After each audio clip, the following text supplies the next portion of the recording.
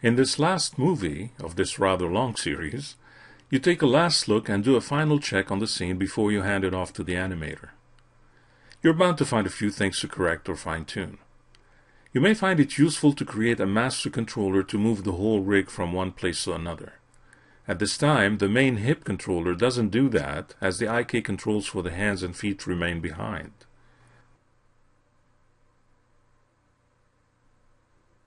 Arguably, you could select the hand IK controllers and link them to the main COM controller. Because you're linking them after freezing their transforms, you're likely to have problems when transforming them back to zero again. The order is important as explained in the previous movie.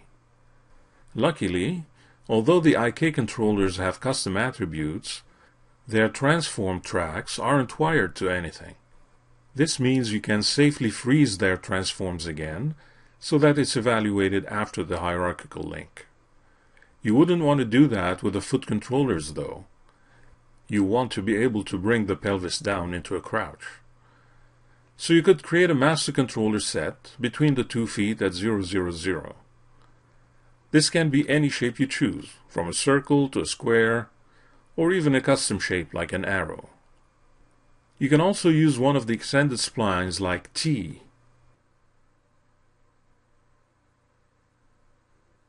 Adjust its parameters until you're satisfied with the shape.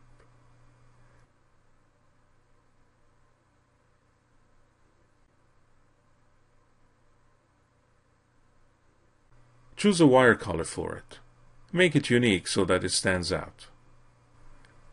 Ensure the shape is set at 0, 0, 0 and name it Zombie Main Controller.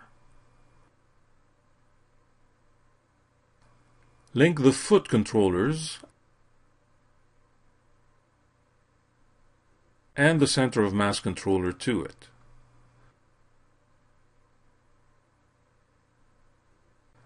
Move it around and see how it drives the whole rig hierarchy.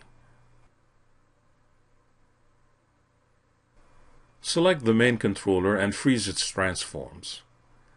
Next, you'll do some wire color cleanup. You've used blue pretty much everywhere you were dealing with FK, and mainly red for IK.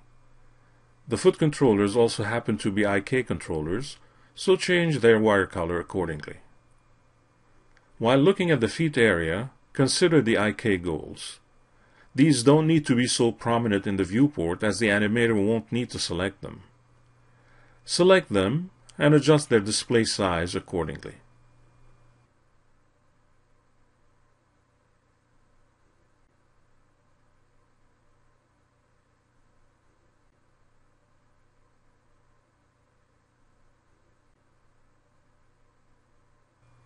Move up to the arms and consider the viewport. Now that you have controllers to control just about any motion, you don't really need to see the IK and FK bones anymore. You can select those and hide them.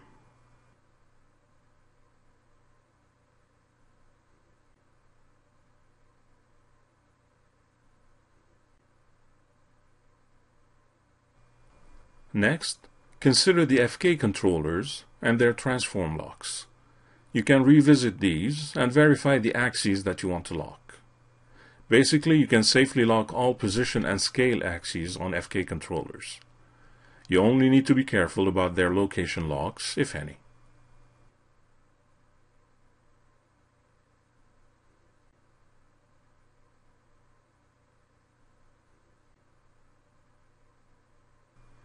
Additional adjustments you can make include the names of the attribute holder modifiers you have added.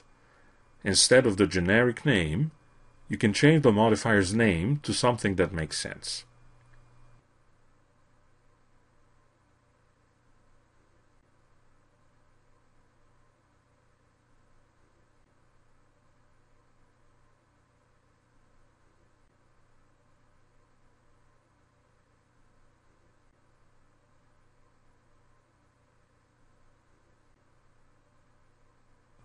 Finally, you can create 1 or 2 selection sets to simplify object selection.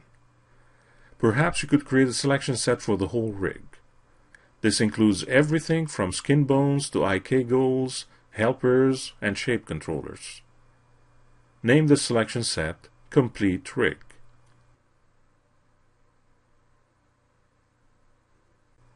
Next, set the object selection filter to Shapes and select all the spline shapes in the scene. These represent all the animation controllers an animator is likely to use. Create a selection set named Anim Controls. Set the selection filter back to All before proceeding. Since you're dealing with scene management, you may want to revisit your layering system. Chances are that by now you've missed placing objects on their proper layers. Select all animation controllers. Now that you have a selection set for them, it should be easy. Add them to the controllers layer you created at the beginning of this adventure.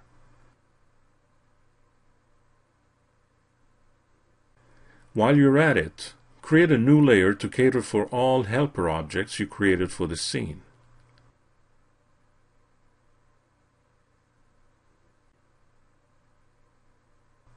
Well, there you have it. You can now unhide the geometry category and even set the shaded display to material color.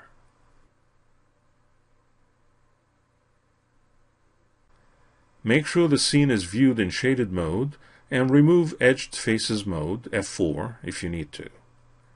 Congratulations! You have a fully rigged character at your disposal. You can now hand it over to an animator or animate it yourself if you like. You also have a finished file that you downloaded for this tutorial. The finished file has one additional component that we didn't go through step by step, a controller for the eyes. This will be your final homework. I will not show you how it was done, but I will tell you so you can attempt and reproduce it. It's actually very easy and similar to the clavicle controller. A 3-ring controller was created, then positioned in front of the head, and then linked to the head bone. The orientation of the controller was set to match that of one of the eyeballs. Then, a freeze transform was applied on the controller and on both eyeballs. Finally, orientation constraints were used to ensure the eyeballs follow the orientation of the controller. That's it. It's easy enough to reproduce. For fun, try to pose your character one way or another to verify you have enough control on the body movements.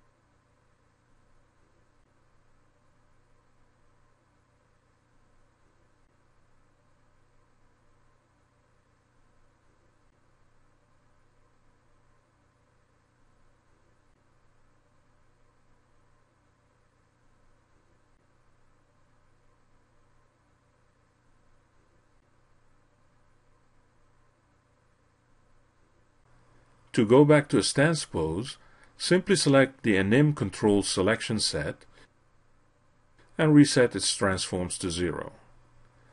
Do not forget to zero out any custom attribute parameters you may have changed. Congratulations! You're now a bona fide rigger. It's up to you to apply what you have learned to your own personal projects. We hope you have enjoyed this series and thank you for watching. We'll talk again soon.